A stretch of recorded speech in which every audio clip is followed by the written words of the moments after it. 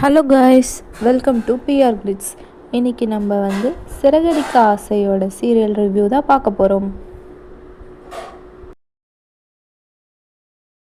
இன்றைக்கி என்ன நடந்துச்சுன்னா, பரசு அங்கிள் அவங்க பொண்ணு கல்யாணம், அதாவது பவானியோட கல்யாணத்துக்கு இவங்க ஃபேமிலியோடு போகிறாங்க. போயிட்டு எல்லோரும் உள்ளே போகிறாங்க. அதுக்கப்புறம்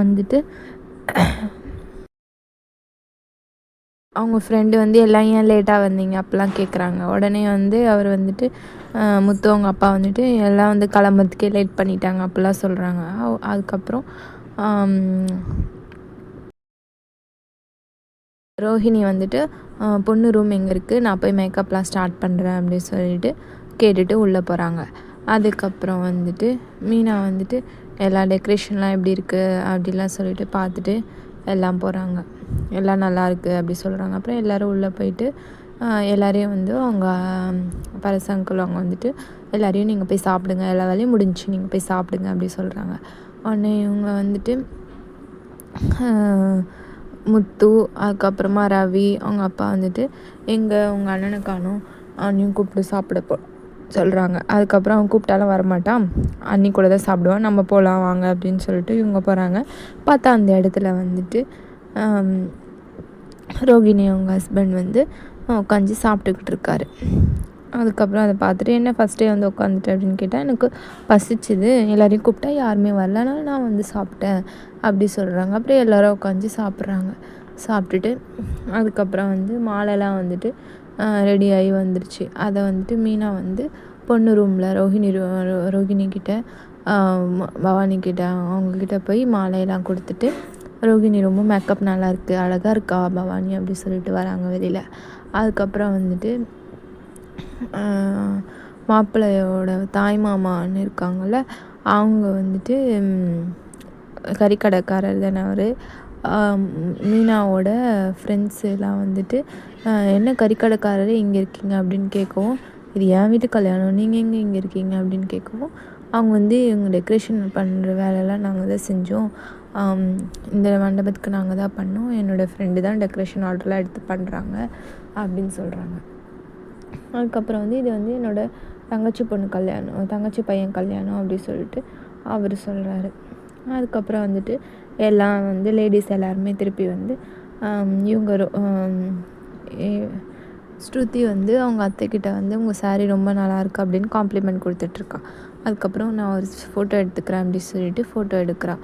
அப்புறம் 2 பேரை சேர்ந்து ஃபோட்டோ எடுத்துக்கிறாங்க. அதுக்கப்புறம் ரோஹிணி வராங்க.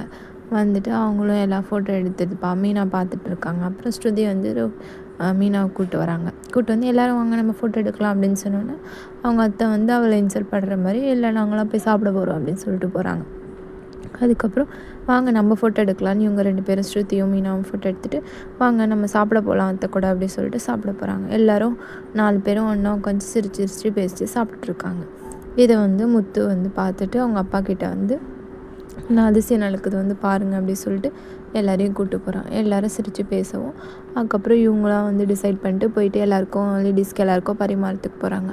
எல்லோரும் பரிமாறிட்டுருக்காங்க. அதுக்கப்புறம் ஒருத்தராக எடுத்து ஊட்டி விட ஆரம்பித்தாங்க. முத்துலேருந்து எல்லாம் ஊட்டி விட ஆரம்பித்தாங்க. அதுக்கப்புறம் அதை ஃபோட்டோஸ்லாம் எடுத்துகிட்ருக்காங்க. உடனே வீடியோ கேமராக்காரங்க இருக்காங்கள, அவங்கள கூப்பிட்டு முத்து எல்லோரையும் மூமெண்ட்ஸ்லாம் இதெல்லாம் நடக்காது, இதெல்லாம் நீங்கள் கேப்சர் பண்ணுங்கள், ஃபோட்டோ எடுங்க அப்படின்னு சொல்லிட்டு எல்லோரும் லேடிஸ் ஜென்ஸ் கூட்டி விட்றாங்க. அதுக்கப்புறம் ஹஸ்பண்ட்ஸ் ஒய்ஃப்க்கு ஊட்டி விட்றாங்க.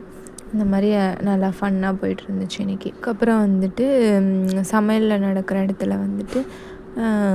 ஒரு மாஸ்டருக்கு உடம்பு முடியாத போயிடுச்சு. அதுக்கப்புறம் அவர் மாப்பிள்ளையோட அவங்க மாமா இவங்க பரசு அங்கிள்கிட்ட எல்லாமே நானே பார்த்துக்கிறேன், ஒன்றும் பிரச்சனை இல்லை அப்படின்னு சொல்கிறாங்க.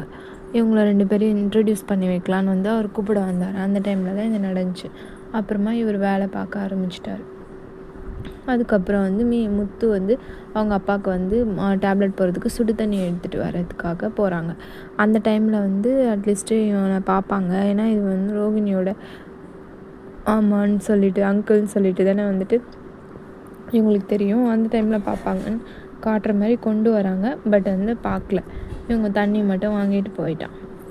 அதுக்கப்புறம் இந்த கல்யாணம் முடியறதுக்குள்ளேயாவது பார்க்குறாங்களா இல்லையா அப்படின்னு சொல்லிட்டு பார்க்கலாம். அதுக்கப்புறம் வந்து ரவி வந்துட்டு நாங்கள் கிளம்புறோம் அப்படி சொல்லிட்டு முத்துக்கிட்ட சொல்கிறான். நாங்கள் வந்து இதுக்கு போகிறோம்ல, ரெசார்ட் போகிறோம்ல, செக்இன் பண்ணோம், லேட் ஆகுது அப்படின்னு சொல்லிட்டு போகிறாங்க. அப்புறமா இல்லை நீ கல்யாணம் முடிச்சுட்டு உடனே போ அப்படின்னு சொன்னாங்க. உடனே ரவி வந்து கிஃப்ட்டு வாங்கணும் அப்படி சொன்னால், இல்லை நம்ம தான் பணமாக வச்சுட்டோம்ல, அப்புறம் எதுக்கு கிஃப்ட் வேறு அப்படின்னு வந்து சொல்கிறான். ஒரு 10,000 வந்து 1,00,000 கொடுத்துருக்காங்க முத்து, அவங்க அப்பா எல்லாமே. 10,000 மட்டும் மொய்க்கு வச்சுக்கோங்க, ரிமைனிங் வந்து நீ வச்சுக்கோ அப்படி சொல்லிட்டு கொடுத்துருக்காங்க. அதான் கொடுத்துருக்கோம்ல, நீ எதுக்கு தனியாக வேறு செய்கிற அப்படின்னு சொன்னால், இல்லை நாங்களும் செய்யணும்ல அப்படின்னு சொல்லிட்டு